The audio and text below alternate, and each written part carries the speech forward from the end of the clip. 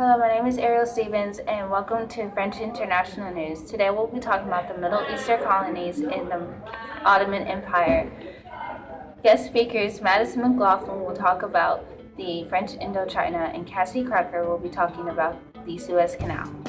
Now, with the French imperialism. French imperialism was most like other European imperialist countries. French colonies under the rule of imperialism brought new economic growth, new official administration, and public health to the countries. Despite the positive incomes, the French exploited the people, and it was brutal, and the French dehumanized the people of the conquered countries. French officials formed new social organizations. These organizations tore down traditional forms of life and disrupted the natives and their civilization.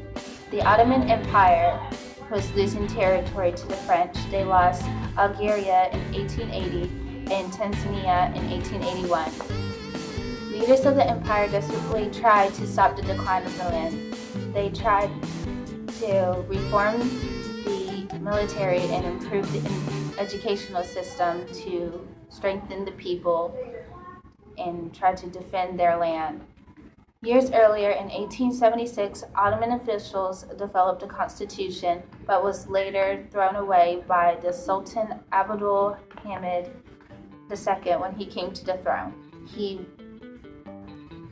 claimed himself as dictator and ruled the land with fear. Persecution against religion spread rapidly under his rule, and religious leaders turned into revolutionary leaders, and one of the revolutionary groups were the Young Turks. The Young Turks joined together in the late 1890s. They formed up of Turkish students and military officials, and they did not believe in the policies Sultan Abdul Hamid came up with. They soon led an army revolt against the Sultan, and they demanded that he restore the constitutional government. But instead, the Sultan responded with a counter-revolution, and it failed. And the Young Turks stripped him of his crown in 1909 and placed his brother Muhammad on the throne. After years of being ruled under a dictatorship, the newly restored government wanted to bring back the Ottoman Empire back to its former glory, but the people did not care anymore about restoring the empire. To establish a French empire in Southeast Asia.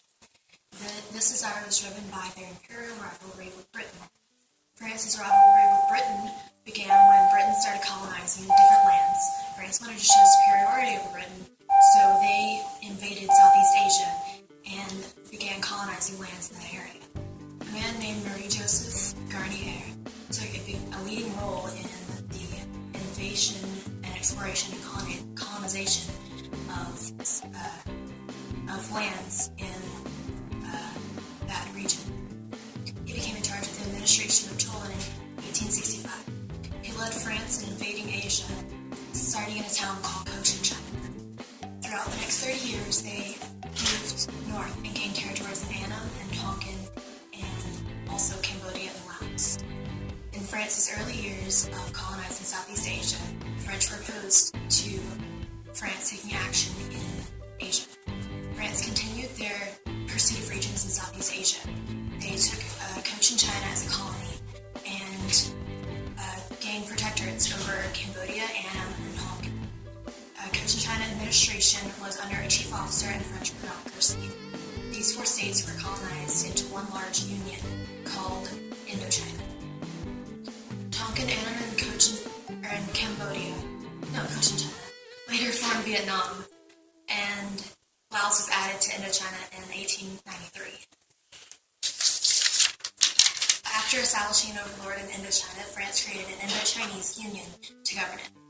However, in French Indochinese China, original Vietnamese, Cambodian, and Laotian royal houses still had a federal central government. They had exclusive authority in foreign affairs and customs and defense, and also public works. That was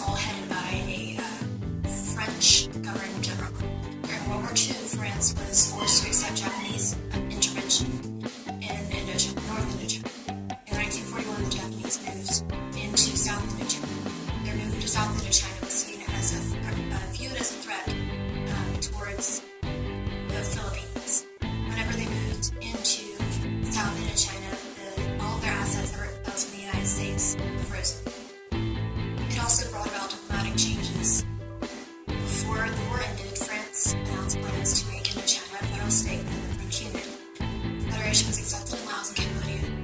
Vietnamese nationalists, however, demanded complete independence of Annam, Tonkin, and Cochinchina as Vietnam. After December of 1946, those regions plunged into a bitter fighting between French and extreme nationalists. France was finally defeated after 4 years at Dien Bien Phu. The Geneva Conference in 1954 ended France's control in Indochina. Thank you, Madison. Now to Cassie Crocker with the Suez Canal. Thank you. You may not have known, but the idea for the Suez Canal came first from Napoleon Bonaparte. Ferdinand de Lesseps, the French ambassador to the Egyptian court, was the one who put the idea into action, though he predicted it to be the site of a future battlefield. It was in 1854 that he was able to persuade Viceroy Said of Egypt to allow him to cut the 100-mile-long canal. De Lesseps traveled all over Europe to gain support and finance for the project. He was able to get the backing of Louis Napoleon and neutralize the Ottoman Empire, but the British Prime Minister, Lord Palmerston, tried to bring the project to a halt. De Lesseps even came under attack for allegedly using forced labor. However, he received a fair set of terms when he negotiated the contract of the canal. De Lesseps' company got a 99-year lease and some agricultural land in Egypt at no cost to them. The link between the Mediterranean and Red Seas was the greatest engineering feat of the 19th century. It took 15 years to build, and it was the greatest. When it was finally completed When it was finally finished in November of 1869, there was a great celebration with joy, satisfaction, and champagne. For the first ship to traverse the canal was French, but it was followed quickly by the British. Disraeli of Great Britain purchased 44% of the Suez Canal Company in 1875, and that gave them leverage and justification to resort to war to protect their property. De Lesseps said that the canal was meant to be neutral, but the British Secretary, Lord Derby, rejected that idea in 1877, arguing that it wasn't recognized in any national agreement or treaty. By 1882, the British Royal Navy had practically taken total control of the canal. They used it to send messages and important cargo to India, as well as troops to Ismailia,